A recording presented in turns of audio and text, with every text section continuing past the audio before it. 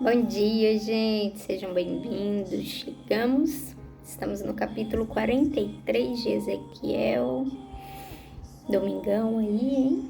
Seco, né, gente? Meu Deus, tomem água, cuidado com o sol. Vamos clamar pela chuva, sem fazer a dança da chuva.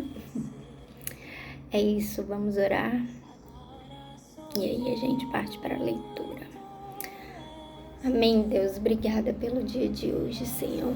Obrigada por mais uma semana que se inicia, Deus, que seja tudo em Tua presença. Te clamamos, Deus, pela chuva, sabe, Deus, por toda a natureza, Pai, que está sendo aí... Temos cada vez mais desmatamentos, mas em nome de Jesus oramos, Deus, para que... Sabe, Deus, aqueles ambientalistas consigam, Deus, preservar, Deus. Sabe, Deus, que sejamos bons agricultores, Deus, em nome de Jesus, que o Senhor possa fazer através das nossas mãos, Deus, conforme era no princípio, sabe, Deus, em nome de Jesus. Nós oramos por chuva. Nós oramos em nome de Jesus, Deus, por mãos habilidosas para plantar árvores, Deus, para, sabe, Deus, termos a consciência, enfim, tantas coisas, sabe, Deus, que nós precisamos fazer para ter um país melhor, um mundo melhor, uma terra melhor, mais habitável, sabe, Deus, há muitas coisas das quais o Senhor não gosta, de sangue, de tudo isso, mas nós sabemos, Deus, que o Senhor deu domínio ao homem sobre a terra, os animais, as flores, as plantas, e assim nós queremos preservar. Nós te pedimos por graça, sabedoria e entendimento também da sua palavra, em nome de Jesus, que o Senhor nos oriente a compreender. Em nome de Jesus. Amém. Amém? Gente. Meu Deus. Deixa eu falar. É sério. Pede entendimento, cuida de uma plantinha em casa, faz alguma coisa. As plantas, as nossas plantas, planta minha e da minha mãe, a gente costuma matar elas. Por quê? Porque a gente não sabe cuidar. Não tem habilidade de cuidar. Mas eu ganhei uma flor no meu aniversário. Eu falei, em nome de Jesus, essa daqui não vai morrer. E aí eu ouvi dizer que tem que conversar com planta, que tem que aguar, né? Isso eu já fazia, eu aguava, mas tipo, aqui, mano, é conversar, tá doido? Gente, a bichinha tá ali, ó. Pense num tanto, eu falei, eu vou ter que trocar ela de vaso de tanta flor que ela tá dando. Então é isso, a gente precisa cuidar da nossa natureza, da gente. É o tempo todo queimada, é o tempo todo a gente vendo fumaça, é o tempo todo uns caminhão, ônibus, caminhonete. Gente, esse povo é tão rico, já troca pra carro de elétrico, pelo amor de Deus. Sabe, soltando umas fumaças tão preta que a gente fica desesperado. A gente não tá cumprindo uma ordenança aí do Senhor de dominar e de cuidar das coisas da natureza. Isso é sério. Mas não é o tema do nosso assunto. Hoje nós voltaremos ao templo. Mas olha que interessante. Vamos começar lendo, que senão a gente demora aqui. Então vamos lá, então vai dizer assim: o homem me levou até o portão do lado leste, e eu vi que daquele lado vinha vindo a glória do Deus de Israel. A voz de Deus parecia o rugido do mar e a terra ficou iluminada com a sua glória. Essa visão foi parecida com aquela que eu tive quando Deus veio para destruir Jerusalém. Também foi parecida com aquela que eu tive na beira do rio Quebar. Então caí de comprido no chão. A glória do Senhor passou pelo portão do lado leste e entrou no templo. Então o Espírito de Deus me levantou e me levou até o pátio de dentro, e eu vi que o templo estava cheio da glória do Senhor. O homem ficou ali ao meu lado e eu ouvi o Senhor me dizer de dentro do templo: Homem mortal, o meu trono está neste lugar. Vou morar aqui no meio do povo de Israel e vou governá-lo para sempre. O povo de Israel e os seus reis nunca mais tornarão impuro meu santo nome, adorando outros deuses, nem sepultando perto do templo os corpos dos seus reis. Os reis construíram a entrada e os pilares do seu palácio, encostados na entrada e nos pilares do meu templo. E assim entre nós ficou apenas uma parede. Eles profanaram o meu santo nome por causa de todas as coisas vergonhosas que fizeram. E por isso, na minha ira, eu os destruí. Agora, eles que deixem de adorar outros deuses e levem para longe os corpos dos seus reis. Se fizerem isso, eu viverei no meio deles para sempre. E o Senhor continuou: Homem mortal, fale com o povo de Israel a respeito do templo, para que eles estudem a sua planta. Faça com que fiquem envergonhados por causa dos seus pecados. Se eles ficarem com vergonha do que têm feito, explique a planta do templo para eles, isto é, o seu modelo, as entradas e saídas, as formas, o modo como tudo está arrumado e todas as leis e regulamentos. Escreva todas essas coisas para que eles possam ver como tudo está arrumado e para que cumpram todos os regulamentos. Esta é a lei do templo. Todo o terreno que fica em volta dele no alto da montanha é santo e sagrado. Não sei se eu continuo, se eu paro. Queria parar, mas eu tenho medo de ultrapassar o meu tempo. Vamos acabar de ler e aí no final a gente fala. Seguem as medidas do altar, usando-se as mesmas que foram usadas para medir o templo. Na base do altar, em toda a volta, havia uma valeta de 0,5 metro de fundura por 0,5 metro de largura. Do lado de fora havia uma beirada de 25 centímetros de altura. A parte mais baixa do altar tinha 1 metro de altura. A parte do meio media 2 metros de altura e estava afastada 0,5 metro da beirada em toda a volta. A parte de cima também estava afastada 0,5 metro da beirada em toda a volta. Essa parte de cima também tinha 2 metros de altura e sobre ela eram queimados os sacrifícios. Os 4 cantos dessa parte eram salientes e virados para cima. A parte de cima do altar era quadrada, medindo 6 metros de cada lado. A parte do meio era quadrada, medindo 7 metros de cada lado. Em volta dela havia uma beirada de 25 centímetros de altura. A valeta media 0,5 metro de largura, os degraus do altar ficavam no lado leste. O Senhor Deus me disse: Homem mortal, escute o que estou lhe dizendo. Quando o altar estiver construído, você vai consagrá-lo, queimando os sacrifícios em cima dele e borrifando nele o sangue dos animais que forem sacrificados. Só os sacerdotes da tribo de Levi, que são descendentes de Zadok, poderão vir até a minha presença para me servir. Eu, o Senhor Deus, ordeno isso. Você lhes dará um touro novo para oferecerem como sacrifício para tirar pecados.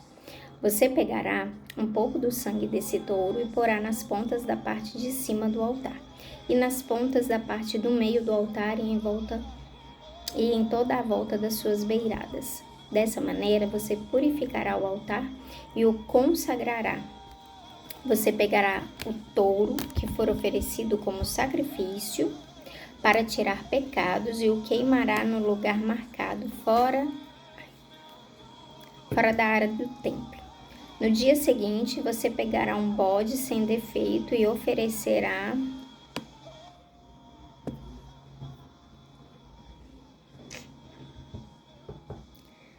como sacrifício para tirar pecados. Purifique o altar com o sangue dele, do mesmo modo que você tiver feito com o sangue do touro. Quando terminar essa parte, pegue um touro novo e um carneirinho, os 2 sem defeito, e traga-os para mim, o Senhor. Depois de matarem os animais, os sacerdotes espalharão sal sobre eles e os queimarão como oferta para mim. 7 dias em seguida, você oferecerá um bode, um touro e um carneirinho como sacrifícios para tirar pecados. Esses animais não devem ter nenhum defeito. Durante 7 dias, os sacerdotes consagrarão o altar e o aprontarão para ser usado. Depois dessa semana, os sacerdotes começarão a oferecer sobre o altar as ofertas que serão completamente queimadas e as ofertas de paz trazidas pelo povo. Então, ficarei contente com todos vocês. Eu, Senhor Deus, falei. E eu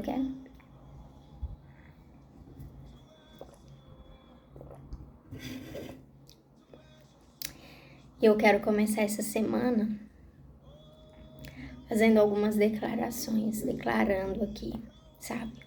Porque Ezequiel, como a gente vê no início do capítulo 43, ele vai dizer que Deus levou ele para ver de um lugar a visão do templo de Jerusalém sendo destruído, né? Na verdade, não só o templo, mas toda Jerusalém.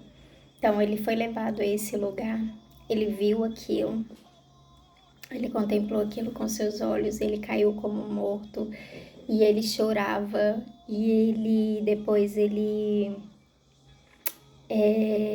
a mesma visão também que ele teve no rio Quebar, que também foi uma visão forte, eu não lembro exatamente, mas eu lembro que foi uma visão muito forte.